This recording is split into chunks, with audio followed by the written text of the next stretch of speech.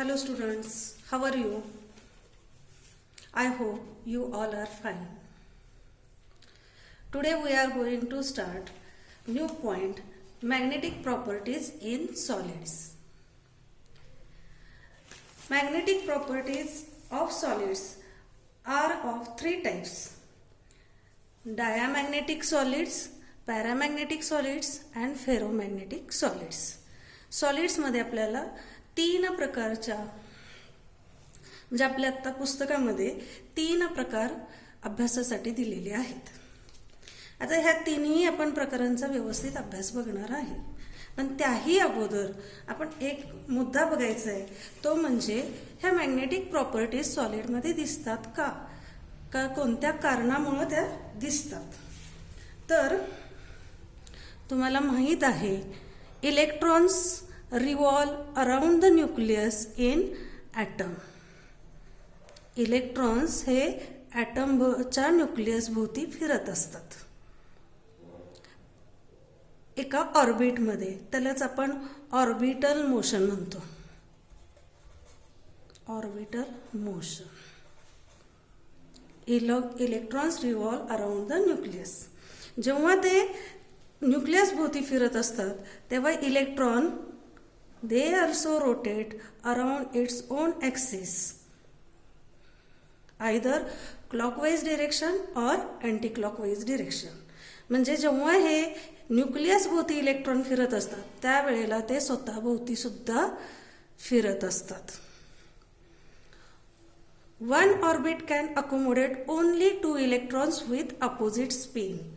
एक ऑर्बिट फक्त 2 electron accommodate करू शकतं आणि तेही इलेक्ट्रॉन कसे पाहिजेत, अपोजिट स्पिनचे पाहिजेत.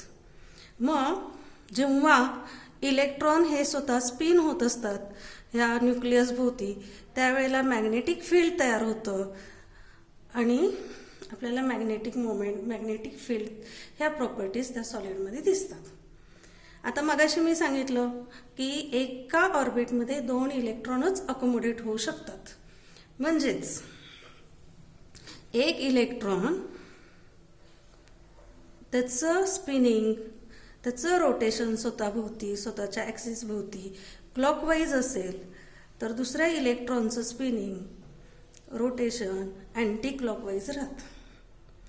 असं आपण कन्सिडर करूया की क्लॉकवाईज जो इलेक्ट्रॉन रोटेट होतोय तो पॉझिटिव्ह चार्ज तयार करतोय. ॲक्च्युली त्याला म्हणतात प्लस हाफ स्पिनिंग. जो अँटी क्लॉकवाईज रोटेट होतोय त्याला आपण असं म्हणू निगेटिव्ह चार्ज तो क्रिएट करतोय किंवा त्यालाच म्हणतात मायनस हाफ स्पिनिंग.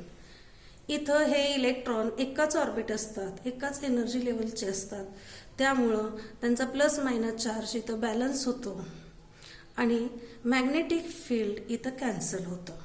म्हणजे जर ऑर्बिटमध्ये इलेक्ट्रॉन्स पेअरमध्ये असतील तर मॅग्नेटिक फील्ड जनरेट होत नाही.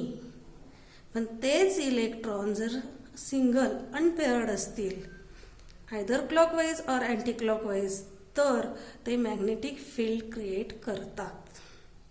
आता तुम्हाला माहिती आहे कितीतरी ॲटम्समध्ये, मोलिक्युल्समध्ये पेअर्ड इलेक्ट्रॉन्स असतात, अनपेअर्ड असतात आणि त्याच्यावरून आपण मॅग्नेटिक प्रॉपर्टीज अभ्यासतो.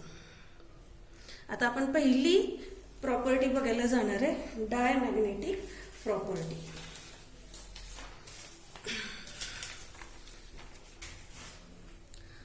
आता डायमॅग्नेटिक सॉलिड्स हे when these solids are placed in a magnetic field they repels.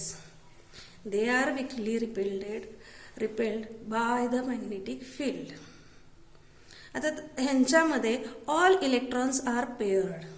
सगळे इलेक्ट्रॉन्स पेअर्समध्ये असल्यामुळं तिथं मॅग्नेटिक फील्ड जनरेट होत नाही आणि त्यामुळं मॅग्नेटिक मोमेंटसुद्धा तिथं काहीही नसतं, झिरो असतं. एक्झाम्पल आपल्याला इथं दिलेलं आहे मॅग्नेशियम. आता मॅग्नेशियमचा ॲटॉमिक नंबर 12 आहे. त्याचं electronic configuration 1s2, 2s2, 2p6, 3s2. आपल्याला सुरुवातीपासूनचं बघायचं गरज पडत नाही, कारण इलेक्ट्रॉन पूर्ण भरतच आपण पुढे आलेलो असतो. आपल्याला फक्त लास्ट आउटरमोस्ट इलेक्ट्रॉनिक कॉन्फिगरेशन फक्त बघावं लागतं. मॅग्नेशियममध्ये तिसरी लेवल चालू झाली आणि तिसऱ्या लेवलमधलं एस ऑर्बिटल हे पेअर्ड आहे, म्हणून मॅग्नेशियम हा ॲटम काय आहे, डायामॅग्नेटिक सॉलिड्स. इथं तुम्हाला खाली एक्झाम्पल्स दिलेत, zinc, cadmium, H2O, NaCl, Cu+, benzene etcetera, असे भरपूर तुम्हाला एक्झाम्पल दिलेली आहेत. आता आपण दुसऱ्या प्रकारचं सॉलिड बघणार आहे, ते म्हणजे पॅरामॅग्नेटिक सॉलिड्स. पॅरामॅग्नेटिक सॉलिड्स जर आपण मॅग्नेटिक फील्डमध्ये ठेवले किंवा when they are placed in a magnetic field, they are attracted towards magnetic field. In these solids, one or more unpaired electrons are present. It contains permanent magnetic dipoles. आता अर्थात एक गोष्ट अगदी लक्षात ठेवायचं, पॅरामॅग्नेटिक सॉलिड्सच्या ॲटम मॉलिक्युल्सने ज्यानं ते solid बनलेलं आहे त्यांच्या ॲटम्समध्ये मॉलिक्युल्समध्ये काय आहेत, अनपेअर्ड इलेक्ट्रॉन्स. आणि when they are subjected to magnetic field then it attracted towards magnetic field. हे मॅग्नेटिक फील्ड आहे, नॉर्थ पोल आणि साऊथ पोल. ह्याच्यामध्ये तो सबस्टन्स ठेवला की तो काय होतो, अट्रॅक्ट होतो ह्या फील्डकडं. पण ह्या मॅग्नेटिक फील्डमधनं हा सबस्टन्स आपण बाहेर काढला की तो काय करतो, it lose its magnetism, magnetic nature तो घालवतो. Lose magnetism in the absence of magnetic field.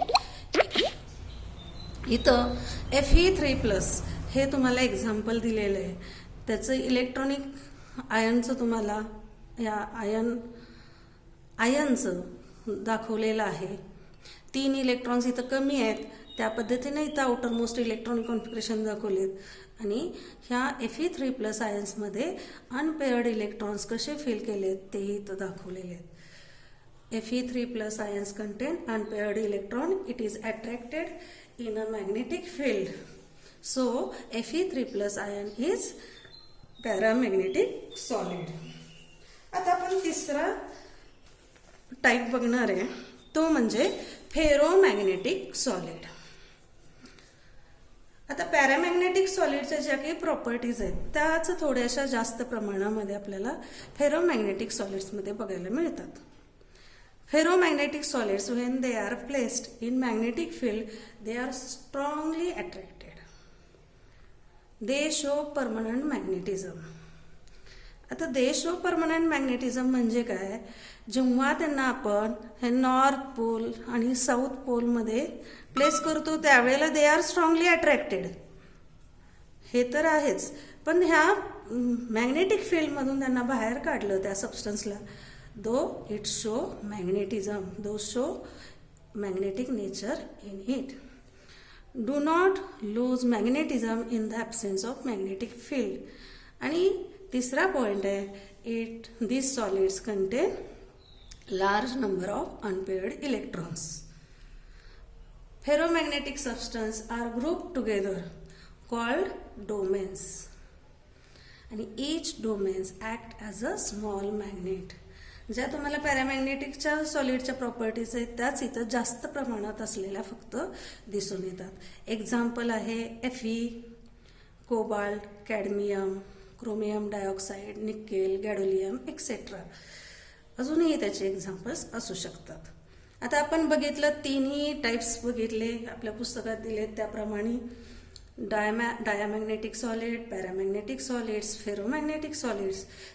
आता आपण बघणार आहोत, जर तुम्हाला प्रश्न परीक्षेमध्ये विचारला असा, व्हाय झिंक इज डायामॅग्नेटिक सॉलिड, एक्सप्लेन, किंवा एक्सप्लेन पॅरामॅग्नेटिझम इन Fe3+, तर तुम्हाला कसं लिहिलं पाहिजे, उत्तर तुमचं कोणत्या स्टेपमध्ये असलं पाहिजे. How to find magnetic properties in solid, तर इथं स्टेप्स दिलेल्या आहेत. पहिली स्टेप तुम्ही काय करायची आहे, write down the electronic configuration. पहिल्यांदा तुम्हाला ज्याचं मॅग्नेटिक प्रॉपर्टीज फाइंड आउट करायला सांगितले त्याचं इलेक्ट्रॉनिक कॉन्फिगरेशन लिहायचं आहे. Second step, draw the valence orbitals. तुम्हाला व्हॅलन्स ऑर्बिटल आपण मगाशी बघितलं, चौकट ब्रॅकेट करून व्हॅलन्स ऑर्बिटल दाखवतो, तसे तुम्हाला व्हॅलन्स ऑर्बिटल्स दाखवायचे आहेत.